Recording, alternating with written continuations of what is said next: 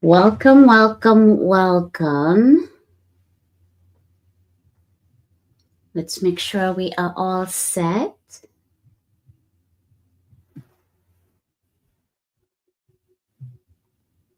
I think we're good. Yes, I think we're good. So, welcome. If you are checking this out during the replay, we have now grown. In each session, we're looking to implement something new that will make us grow and become better. When you have comments for us to improve or technology would like for us to check out, definitely share in the comments. So, what we're doing right now is that we are looking to receive your questions. Sometimes we don't have access to the chat on YouTube. Therefore, you are able to put your questions either by going to the chat box, but if you don't have the YouTube account or a channel, then what we're doing right now is by asking you to go to our website, trainingwithbrenda.com/ask.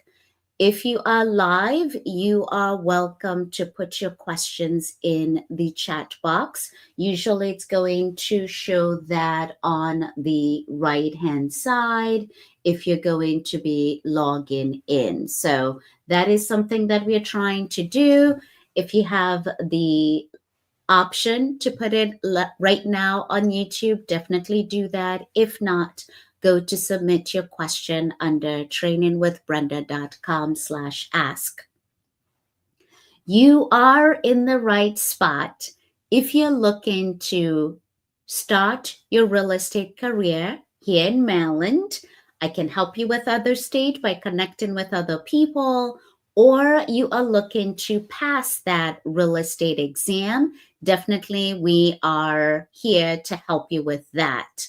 Once again, if you're joining us live or you're watching this replay, to submit any of the questions that you want us to read while we are doing this live session, go to trainingwithbrenda.com/ask.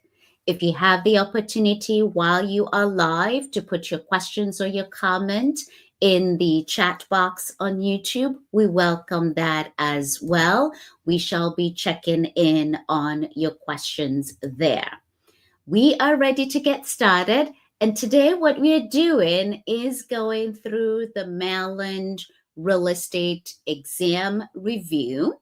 So, another way to say that is when you are going to take the real estate exam in one of the 8 locations located in Maryland, or you're going to visit another PSI testing facility to go through the Maryland real estate exam, there are 2 parts.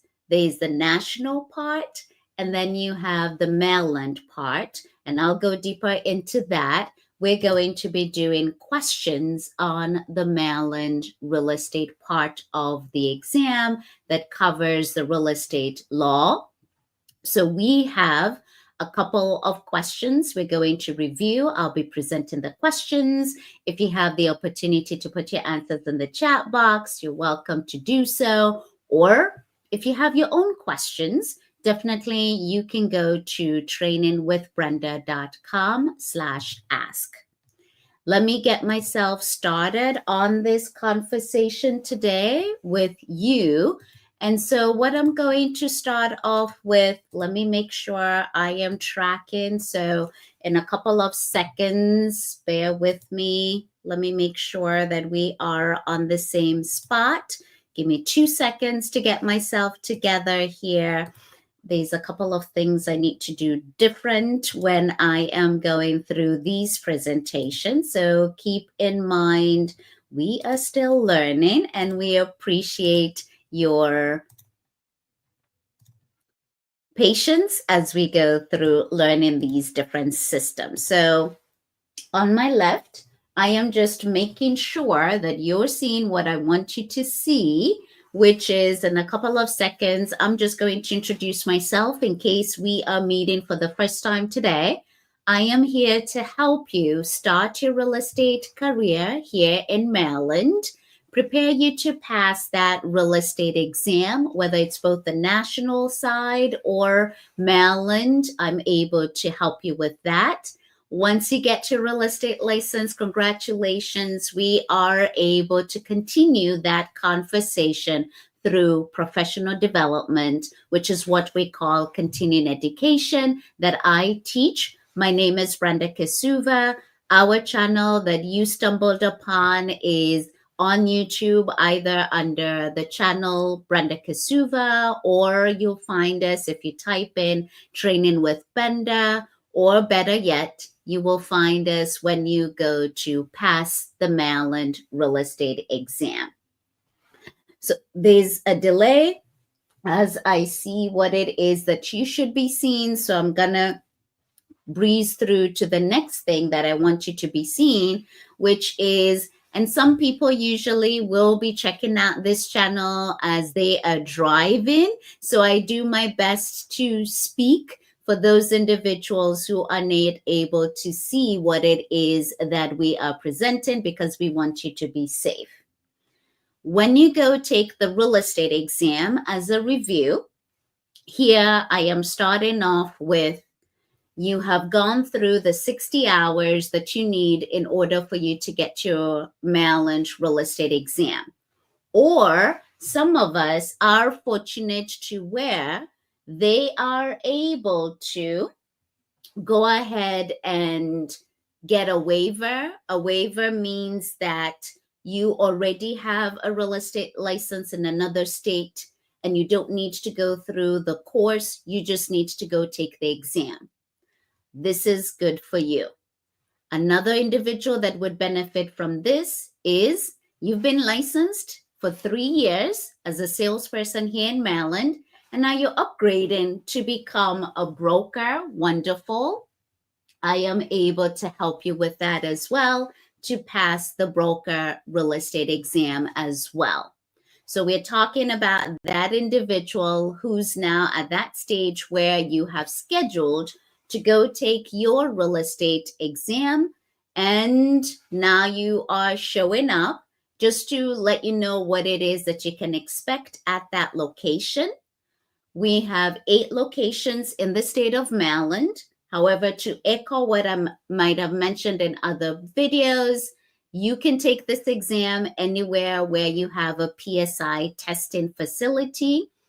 You can go and take this particular exam. So for example, you could take this real estate exam in North Carolina, yet you are trying to get your Maryland real estate exam. Just so you know that, you can go to any PSI testing facility.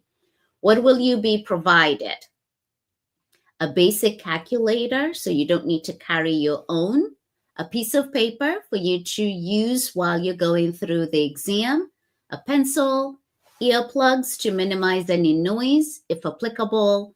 And when you are going through the national part of the exam, you are going to be exposed to the amortization chart for those financing questions that are asking you to figure out that amount. The amortization chart is already provided. So let's make sure that we are being successful in terms of when we are getting ready to take that real estate exam, then we are understanding what is it that they are able, or what is it that you are going to gain. So give me 1 second here. I saw something that is not working out. So hopefully we are now back. For those of us who are watching live, take the opportunity to go ahead and go to our website, trainingwithbrenda.com/ask, where you will be able to submit any of the questions that you have right now. Otherwise, Brenda is prepared for me to be able to go through questions about that Maryland real estate exam. So let's just make sure we are guiding you where you should go. So yes, now you should be seeing where is it that you should be able to go.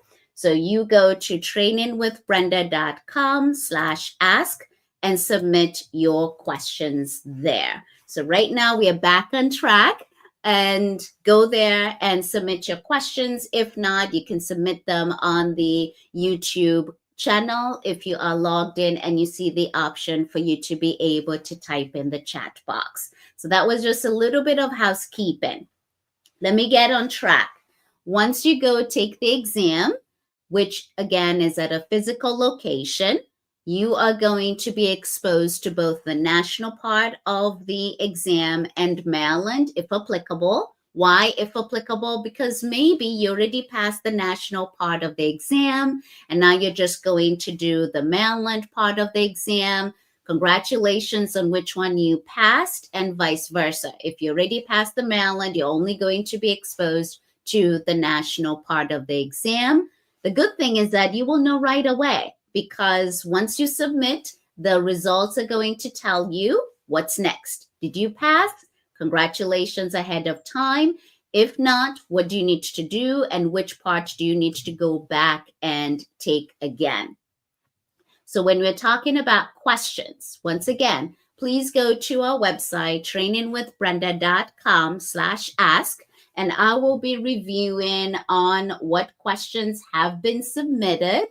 If you are watching this in the replay, we are going to do our best to answer in the next live session, or when it is possible to send you a response via email. Give us some time to definitely respond to that. Otherwise, go to trainingwithbrenda.com. I'll be checking shortly what questions have been presented. This exam, what can you expect? On the national or general part of the real estate exam, the 11 topics. These 11 topics are assigned a number of questions for these topics. The ones that generate the most questions is going to be the topic of contracts with 15 questions. On the salesperson exam, practice of real estate produces 10 questions. Agency tied at the same number of questions, 10. My friend, you will hear me saying this multiple times if you check out other videos, is you might be stressing yourself in the math or real estate calculations. They're only 5. So don't stress too much about the math. Skip it. Keep it to the very end. You are able to skip questions and review what you did not answer as long as it is within the allocated time. Pay attention to the ones that produced more questions. On the Maryland side, which is what we're focusing on today, there's 6 topics. These 6 topics are going to be broken down into the topic of what does the real estate commission do? What are their duties? What powers do they have? The Maryland Real Estate Commission, 4 questions there. What is it that I need to know to get my real estate license and keep it? 4 questions in that topic.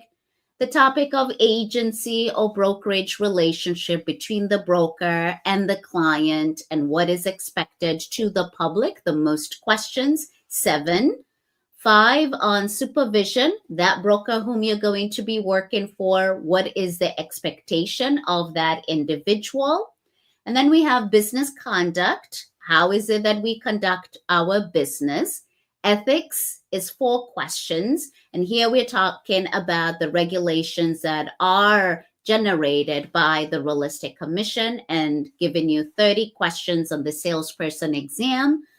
In order for you to pass that real estate exam, please note that the passing grade is 70% on both parts of the exam.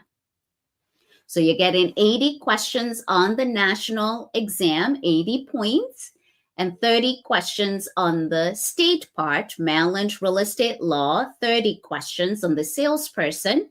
To my dear friend like myself who's getting the opportunity to become a broker or an associate broker, then you see 75 questions on the national part of the exam, if applicable. On Maryland real estate law, 40 questions. you will get extra questions. So people say, Brenda, you said 80 questions, but when I went to take the exam, there were not 80, it was 90 questions on the national and 35 on the sales, on the, what is it, the Maryland real estate law. Yes, I acknowledge that. And let me review that. These 10 extra questions on the national part don't count towards your score or your time. You're given 90 minutes to go through the national part of the exam. And when these survey questions, survey means they're trying to see whether they'll use it again in the future. It doesn't count towards your time or your score. And then 5 extra questions on the Maryland side, same thing. These don't count towards your time or your score. What do you need to know in order for you to pass? How many questions do you need to get right? It's a passing grade of 70%. So 56 questions you need to get right on the national part of the exam, both on the broker or salesperson, and then 21 for you to get right on the salesperson exam. And broker, you need to get 28. What's the difference again for those who are not familiar with when I say salesperson or broker? All this means is the broker is that individual who is working to get their broker license, and they have been licensed for at least 3 years as a salesperson here in the state of Maryland, and they are looking to go ahead and become a broker, or in the future they want to become a broker. So that's the difference between salesperson is the entry level, and then broker is somebody who's upgrading. I am taking the moment to see if anyone has submitted their questions on the website. Once again, if you have your own questions or comments, go to trainingwithbrenda.com/ask for you to submit your question or your comment. We are going to review that if applicable. Or if you're logged in on YouTube and you see the option to chat, then go ahead and submit your questions there. I am proceeding to continue and talk about your resources. So let me get this back. I just checked in and I don't see any questions yet. So we shall come back and check in there. trainingwithbrenda.com/ask. I don't see in the chat box right now for those of us who are joining us live, which again, if you have your own questions, go ahead and go to trainingwithbrenda.com/ask. We have the breakdown of the questions. And what I mean by breakdown is on the national part of the exam, the 11 topics, right? And we mentioned contracts, agency, and practice of real estate produce the most questions. Well, what is it specifically under those topics could I possibly get questions about? That's what the breakdown is going to cover for you. Same thing on the Maryland side. You will see the breakdown of the 6 topics. What is it they're going to be questioning you about? You can find that on our website, trainingwithbrenda.com. Definitely, I don't want to take it for granted. You found us on our YouTube channel. We hope that we are going to provide value, that you want to keep coming back. So definitely subscribe, turn on any notifications when we post anything new. We're doing our best. You will get notifications on that, and share it. Training with Brenda is our YouTube channel name, or specifically when you search for Pass the Maryland Real Estate Exam, we look forward to making sure that you pass that exam. What are the things that you could do to be successful right now as you're working towards passing that exam? My dear, if you just finished the exam, the course, just schedule that exam as soon as possible. I know you're telling yourself, I need a break. I know you're telling yourself, I need to read more. You ready enough? Or worst case scenario, just go and see what it's all about. I know I'm asking too much when I say you just go check it out. It's $44 for you to go take the exam, and you would pay it if you need to go back. I just need you to do your best and schedule that exam as soon as possible. Yes, here in Maryland, we have some time. But what ends up happening is life. You finished your course today and you say, I'll take a break. A break turns into, let me take a month. And lo and behold, as of the recording of this video, it is now maybe Memorial holiday. And then lo and behold, it is now summer. And then now it is already spring. And then it is already the holidays. And then your year now is coming up and you're trying to start studying again. So please, once you're done with that course, schedule for that exam as soon as possible. Use the guide to help you break down what it is that you need to study for. So as you're mapping out, what am I going to study today? Use that particular guide. Use our channel if needed. We are here as well to offer you a tutor session. And once again, we have resources on our channel to guide you as, not our channel, our website, trainingwithbrenda.com. Let me take a moment here and check in with you and see no comments yet. And let me refresh on the website to see if we have anything yet. Nope. Okay, great. So if you have any questions, once again, go to trainingwithbrenda.com/ask and submit your comments there. I am now going to shift and we're going to go through the questions.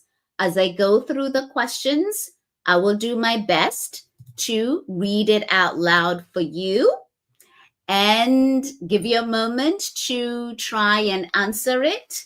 And then from there, we are going to tell you what is the answer and possibly tell you why. So that's what I'm going to do next. Let me make sure everything looks okay. I think it does. So here we go. Okay, we are going through the questions. Another great resource, and I'm noticing that you're not seeing what I want you to see. So let's try this again. Okay, I think this is gonna be great. Every opportunity to learn something new. Is that it? Not yet. Okay, I think it's coming up. Let's make sure that I am showing you what I want you to see. For those who are seeing it, it's oh, there you go. Okay, I am good right now. I'm just making sure you see what I want you to see. Thank you for your patience. One last resource is our exam study guide. So Pass the Maryland Real Estate Exam Prep Study Guide, written by me, Brenda Kasuva, is focusing just on the Maryland part of the exam, which offers you the 30 questions and or the 40 questions for the broker exam. We go through all the 6 topics. Practice questions are presented there. Videos are presented there. And the most up-to-date information on Maryland real estate law is found there. You will find it when you go to our website, trainingwithbrenda.com. One last time, if you have any questions or comments, please post them on our website, trainingwithbrenda.com/ask, and we shall do our best to respond on a live session. Join us the last Tuesdays of the month from 7:30 p.m. Eastern. So here are the questions. Question 1. When a salesperson whose license has not been renewed negotiates a sale of real property, who is going to get that commission? Now, I know the wording sometimes is not going to be grammatically correct to some. Receive that, accept it. Do your best to just read and try find out, what are they asking me? Choice 1. If you have the opportunity to put it in the chat box and you already seen the choices, go ahead and do so. What do you think is the correct answer? So once again, when a salesperson whose license has not been renewed negotiates a sale of real property, who is the commission payable to? Is it the broker only? Is it no one? Is it the salesperson only after reinstatement? The broker and the salesperson once they have been reinstated. So in case it's getting cut off somewhere, I've read all 4 choices. Put your answers in the chat box of YouTube. If you are live listening to us, I'll be checking in there. If you're watching this replay, this is your opportunity to pause, write down your answer, go through process of elimination. I am going to give you the answer shortly. So what ends up being the answer? So let's review. Here, what is the question? Or what is the thing I am focusing on in this question? My license in this question has not been renewed, meaning it has expired. So I, Brenda, salesperson, my license has expired. I'm going through a transaction. Will I be paid or who will get paid?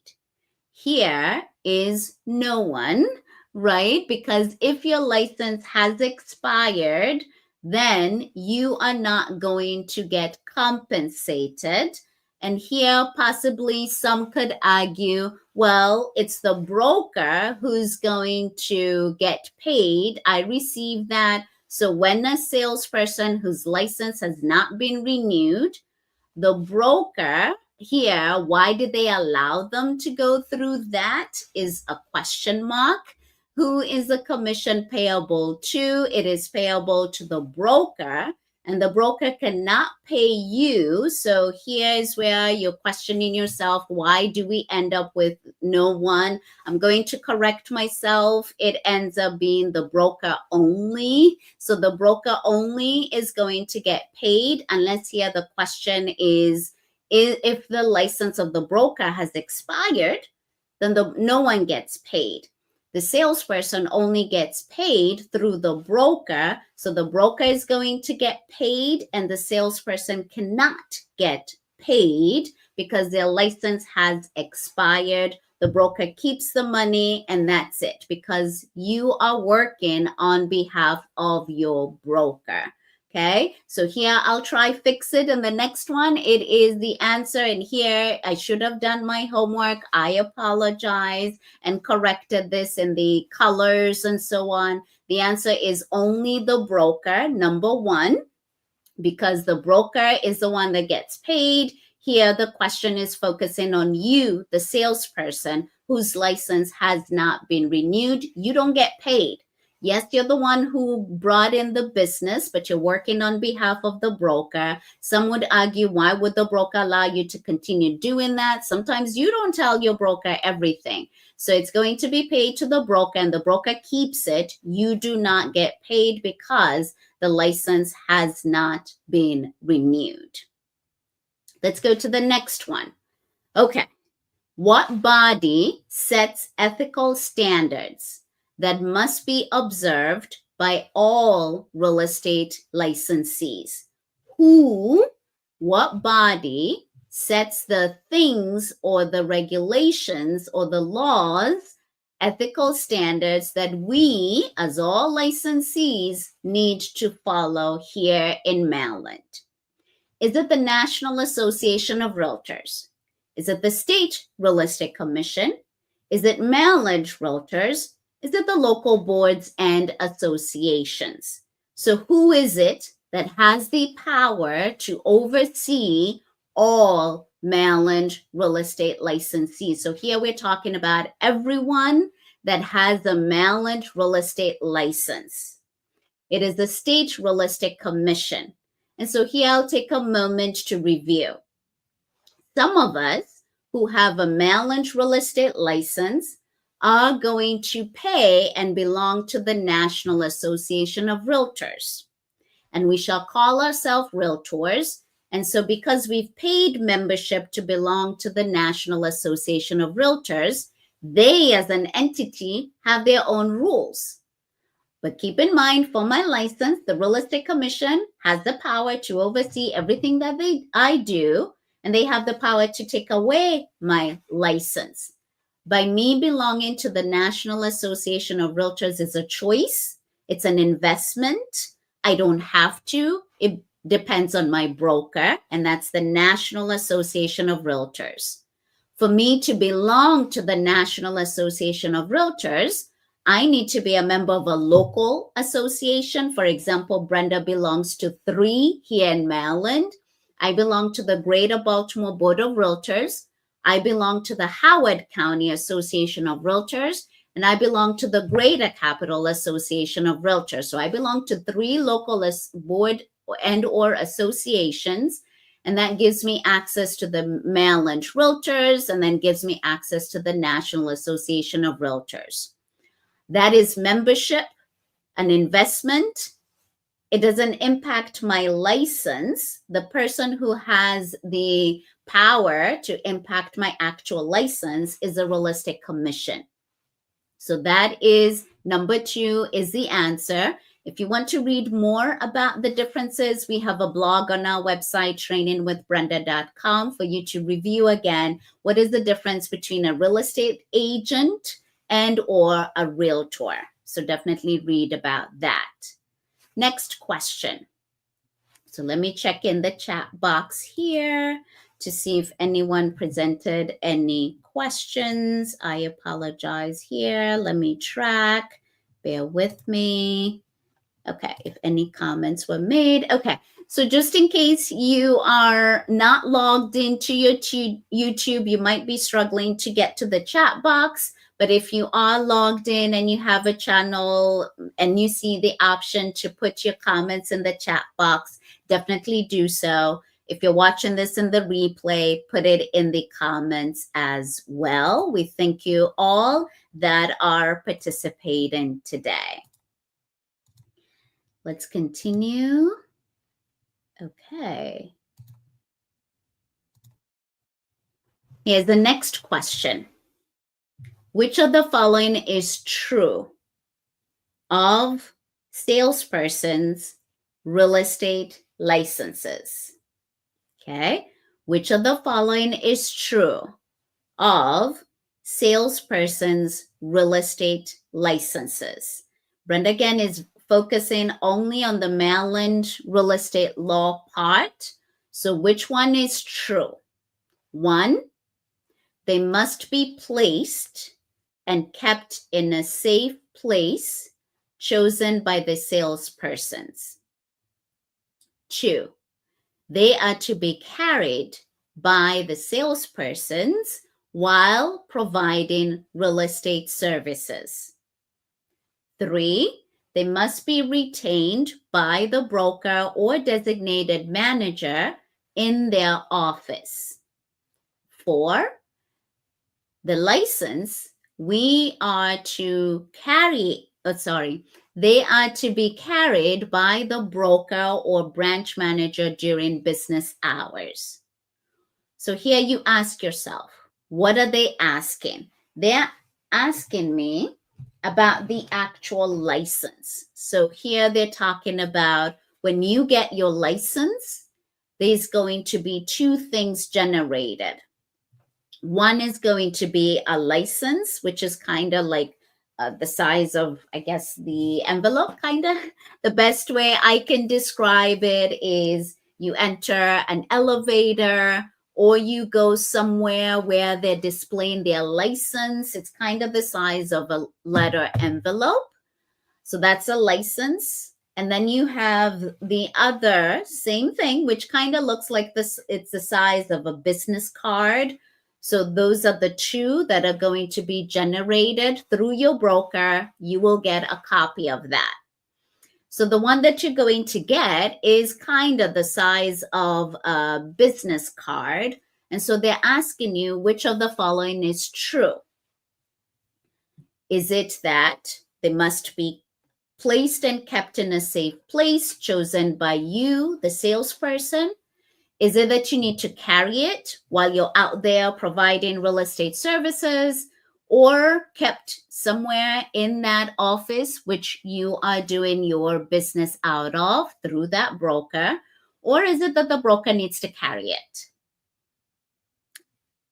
And so we end up, you pause and do yourself a favor and try answer the question.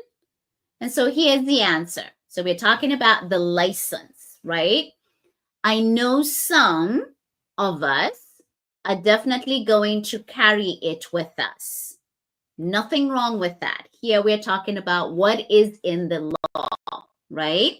Just like you will be carrying your business cards if you want to, for you to share with others, for them to come and do business with you. You might carry your license, which is the size of a business card. Wonderful.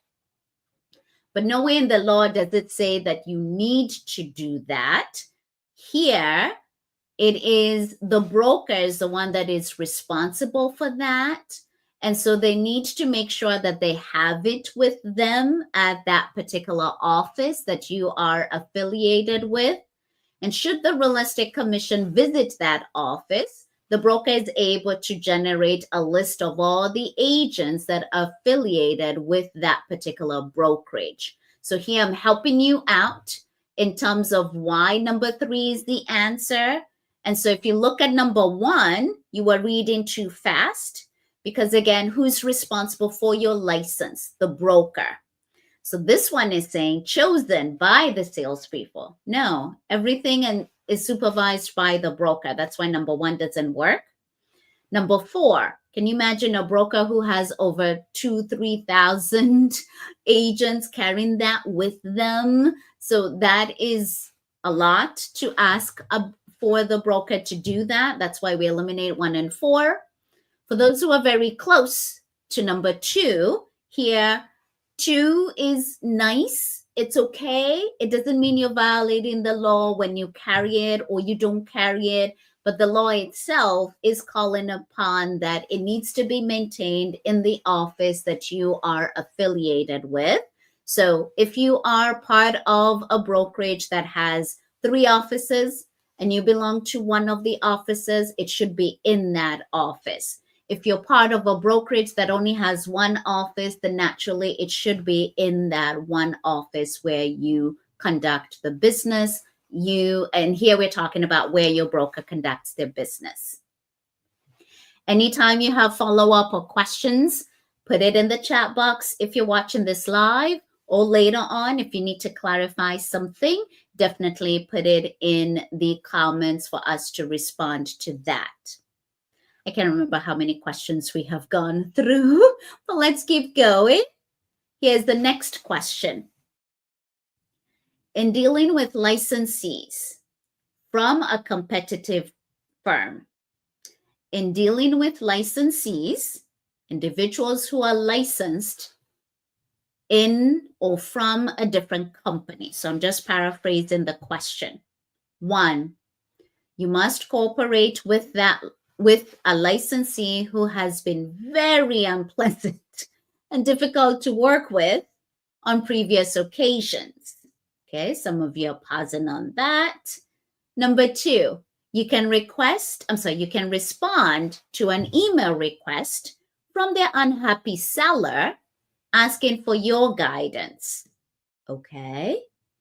3, you may briefly present their offer alongside your team leader's offer, which is being strongly promoted as the offer to choose.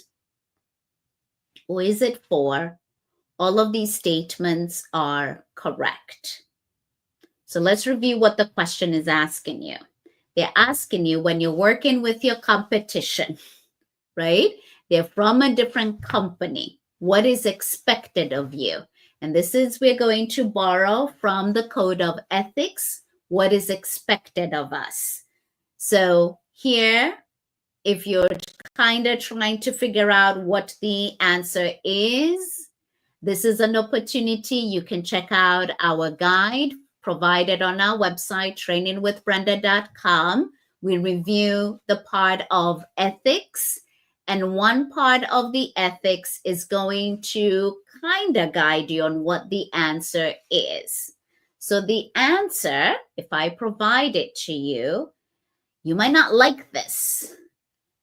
However, it ends up being you do your best for the best interest of your client.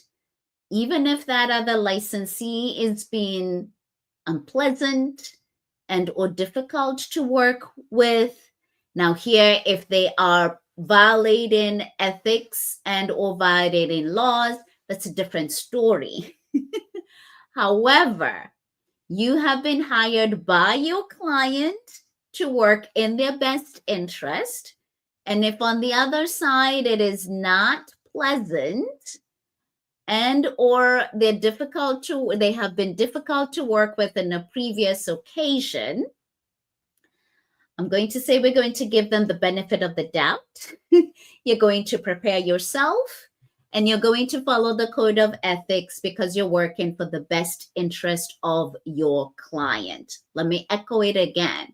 If this other agent is violating laws and or code of ethics, you have opportunity to file your complaint with a local association that you're a part of and or the real estate commission, but you're working for the best interest of your client.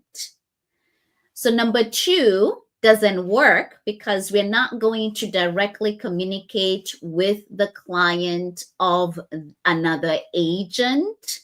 We shall refer them back to their agent. We're only able to respond to material facts. So when you're responding to an email request, you're going to respond with material facts and you're going to refer them back to their agent for them to sort it out. We're not going to anyway present it as if we now want to take them away from this particular agent. Yes, sellers might be unhappy, buyers might be unhappy. If they're unhappy with the services, they can connect with the broker and see whether they can find someone else, but you're not going in any way trying to show them how to get rid of their current agent, even though they are upset. You will experience people who are upset and you will work through that. So that's number 2. We're not going to do that because we're not going to step on other people's toes. And then number 3 here, present all offers for the seller to make the decision. You're not going to try and influence the seller to pick your team members' offer over others. Seller is the one that's going to make the ultimate decision, and you present all of them on an equal playing field. And therefore, number 4 is not a choice or is not a correct answer to pick. I know that's a tough one. You will work through that. In any business, you're going to encounter individuals that you might have a difficult or unpleasant experience, and we work through that.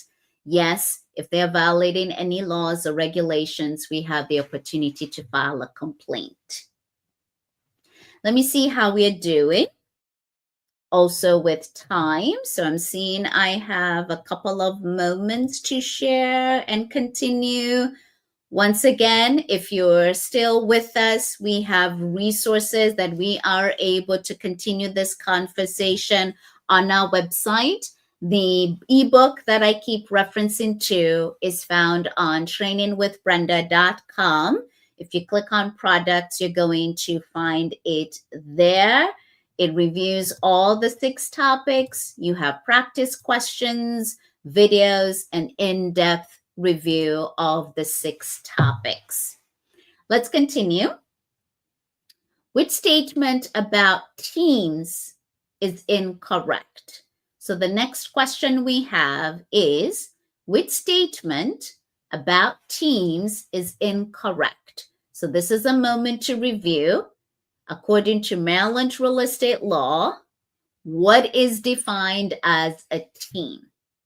And you are able to review that in your current content or review that on our website, the ebook, found on trainingwithbrenda.com? Is it 1, members select their own team leader? 2, persons licensed under different brokers may be members of one team. 3, the team leader may be a salesperson. 4, team advertising must show the name of at least one licensed team member. What is the question? Which one is false? Which one is incorrect about teams? If you're not familiar with the definition of teams here in the state of Maryland, it is defined as a group of people coming together. People is 2 or more that regularly do business and present themselves as one. They have come up with an identification name, and that identification name to identify this group of people working together is directly linked to the company. And you will see that under the Code of Ethics topic. It is also reviewed under the topic of business conduct. So here we are. You and I are part of a team presenting ourselves to the public that we regularly do business together. We have come up with the name of, I don't know, Sunshine Team of Cast Realty. We're good. So now we are seeing which one is incorrect. You and I, number 1, we can do that. You will select who's going to be your team leader. Number 3 is a correct statement in terms of the team leader could be a salesperson. So here Brenda is just reviewing why 1, 2, and 3 are correct statements. Number 3 says team leader may be a salesperson. Yes, as long as they have been licensed for 3 years, they could be a team leader. And 4, when it comes to teams, when you're advertising, we need to show the name of at least one team member. And so the answer to this question is because they're asking you which one is a false statement. And so the answer ends up being number 2. We cannot be in different companies.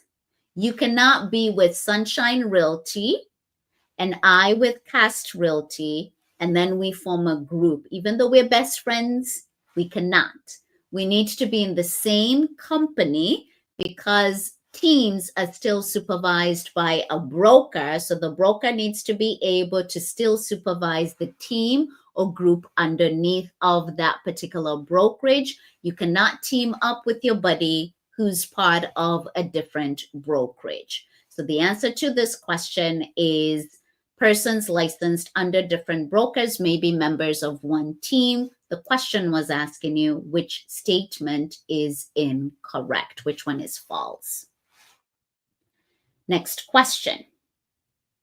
If a seller of Maryland property does not disclose the existence of known deferred tap fees, so I'm already asking what in the world is deferred tap fees? So what that means is a tap or a faucet or a hose. So that is now water. Deferred means that this is money that you are going to be paying for it once you buy this property. So I'm just explaining the question. You're selling your property here in Maryland, and when you bought it, how the water comes into that particular building and how sewage is taken out. It was broken down that you're going to be paying that bill for the next 30 years, 40 years, what have you. And that bill, you're going to be paying it once a year. So now you're selling your property after you've owned it, let's say for 5 years, and you have 25 years left. So when I am buying it, I need to continue making that payment because it's attached to the property. So if the seller does not disclose that, now what, right? So choice number 1, The buyers can terminate the contract up until they receive their loan commitment.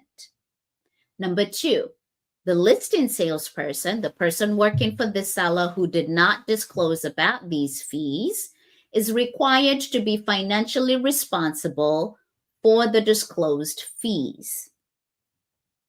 Number 3, the seller can be obligated to pay the deferred water and sewer charges.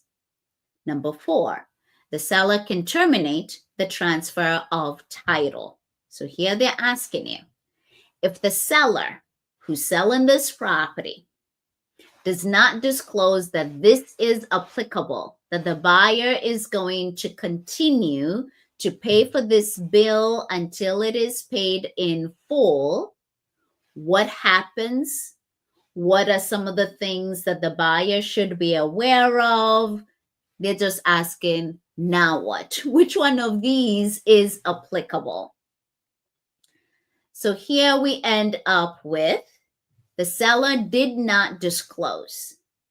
There's a law that came about earlier than even COVID that says, seller, you need to disclose. You knew about it. You need to disclose. So, seller, if you did not disclose, guess what? You are responsible for that bill because the law requires the seller to disclose that.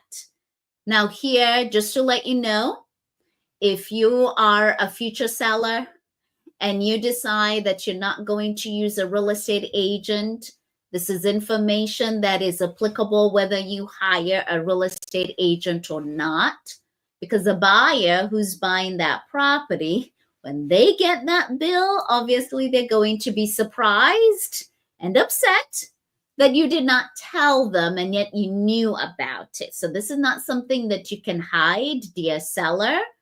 And this is something that you sign off in the contract of sale that is provided to you, dear seller. As an agent, this is something that you're aware of. You educate your sellers of the consequences that, hey, if you did not disclose this, you will be obligated to pay whatever balance is left, and you're signing that you acknowledge that.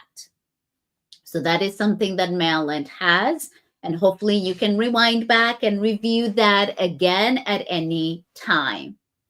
I think we're getting ready to close. We do this for about an hour. We're doing our best to do this every Tuesday. Oh, no, not every Tuesday. Let me say that again.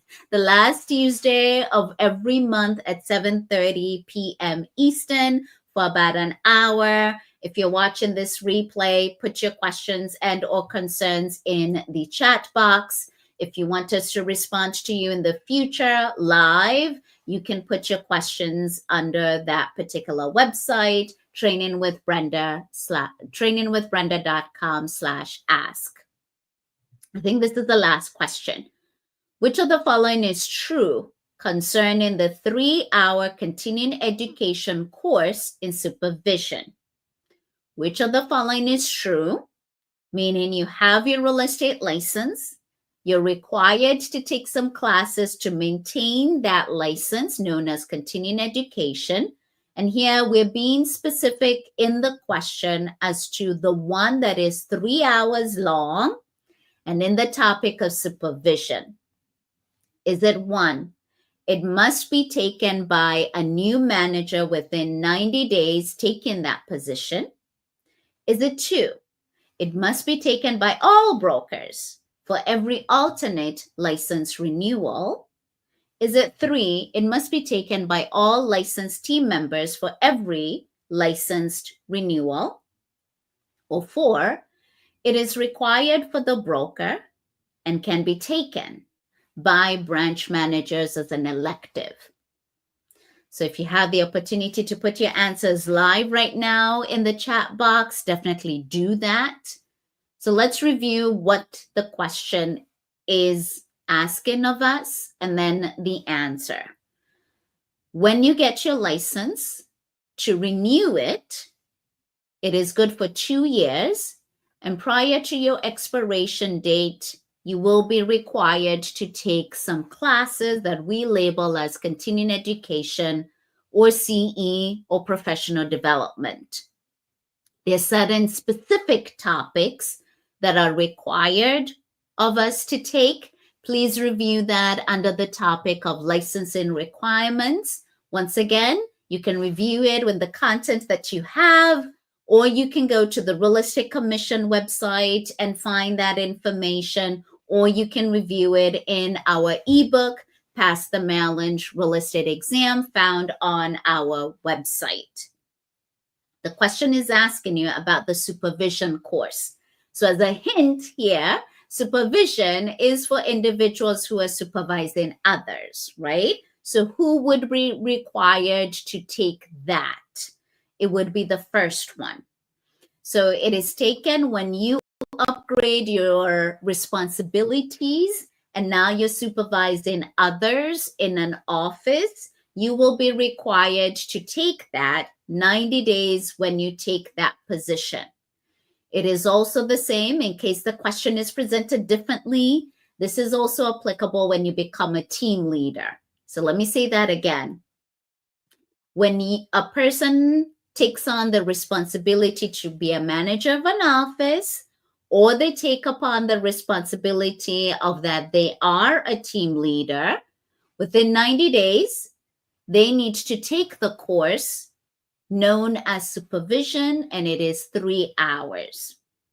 Every time this individual is going to renew their license, it is going to be taken every 2 years. So that's why number 2 is not the answer, because it says every alternate.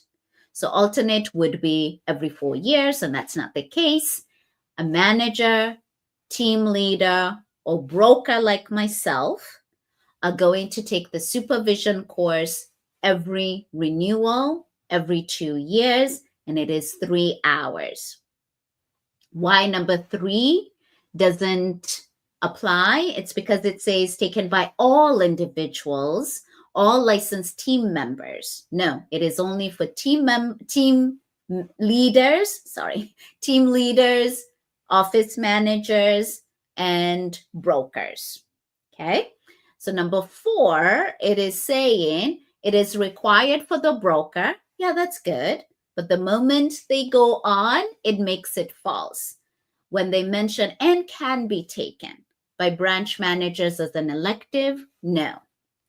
If you're a manager, a team leader, or a broker, it is one of your mandatory topics that you're going to be taking every time you're renewing your license. Currently, the amount of hours you're going to take is 3 hours. Let me let you know, laws change. October 1st, dear broker, dear team leader, dear office manager, it is going to be an hour and a half. So usually as a parting note, how things work out is that laws change on a regular basis.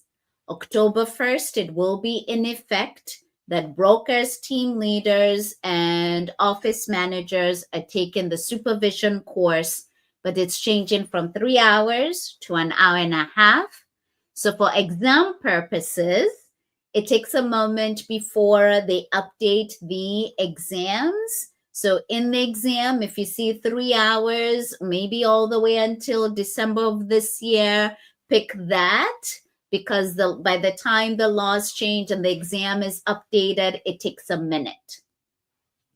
All you need to know for practice sake, as of October 1st, 2025, it shall be 1.5 hours for that supervision course. And so our book will definitely be updated with that information. Here's your bonus. Last question, I believe. Let me make sure again, and also make sure, let me see if there are any questions on the chat box. Let me see. Okay, nothing so far. If you're joining us and we are just about to be finished, we are completing with one last question. You can always get back and rewind and watch this when it is posted on YouTube as a replay, and post your questions or comments in the comments box. Whew. Okay, last one, I promise. This was a bonus. When do regulations require the commission's form understanding home real estate agent to be utilized? Okay. If you were here with me at the very beginning, sometimes you need to read the questions again and review for yourself and understand, what are they asking me? So what they're asking you in this question is, when is it that the laws require that document that is produced and released by the Real Estate Commission titled Understanding Whom Real Estate Agents Represent? So there's a form titled Understanding Whom Real Estate Agents Represent. It is provided by the Real Estate Commission. When is it that the laws require that form to be used? So I've just summarized the question for you to the best of my ability. Is it 1, in response to an email inquiry or inquiry from a prospective purchaser asking about a listing? Is that when it's used? Or is it 2, at the first face-to-face meeting with an unrepresented tenant seeking a 1-year lease? Or is it 3, at the start of all real estate transactions in Maryland involving licensees? Or is it submitted with all written offers when representing a buyer client? If you have no idea and you're going through the course, this is your opportunity to pause on that topic that produces the most questions, the topic of agency or brokerage relationship.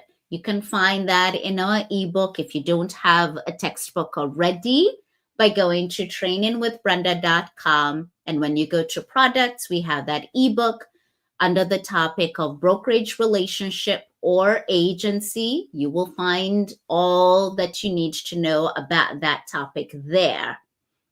So let's review this question. When is it that I need to use that form? We end up with, at the first face-to-face meeting with someone who does not have an agent speaking on their behalf, they haven't hired anyone, and it's a tenant, and they're seeking a 1-year lease. So I'm going to review. This form is to the public, educating them about how we as real estate agents function or what roles we play. When am I the buyer agent or tenant agent? When am I the seller or landlord agent? And when does dual agency apply? It's going to talk about that.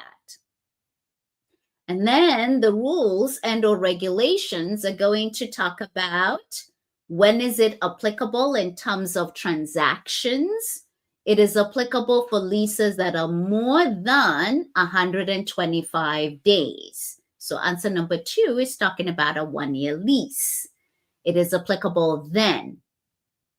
If you selected 1, you don't use the form.